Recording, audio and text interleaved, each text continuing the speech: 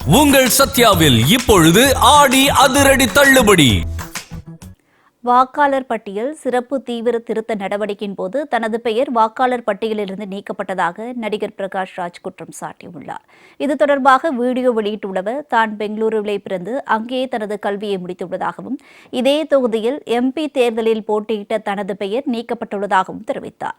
தனது வாக்காளர் அடையாளத்தை மீண்டும் பெறுவதற்கு என்னென்ன ஆவணங்களை சமர்ப்பிக்க வேண்டும் என்பதை தேர்தல் ஆணையம் தெரியப்படுத்த வேண்டும் என்று பிரகாஷ் ராஜ் கோரிக்கை விடுத்தார். அதிகாரத்தை பயன்படுத்தி ஒருவரின் வாக்குரிமையை தடுக்க முடியும் என்றாலும் அந்த அதிகாரத்திற்கு எதிரான மக்களின் குரலை தடுக்க முடியுமா என்றும் கேள்வி எழுப்பியுள்ளார். மேலும் அதிகாரத்தில் இருப்பவர்களை மீண்டும் தேர்ந்தெடுக்காமல் இதற்காக உரிமையை மக்களிடமிருந்து பறிக்க முடியும் என்று நினைத்தாலும் அவர்களை அதிகாரத்திலிருந்து அகற்றும் ஜனநாயக சக்தியை தடுக்க முடியுமா என்றும் நடிகர் பிரகாஷ் ராஜ் கேள்வி எழுப்பியுள்ளார்.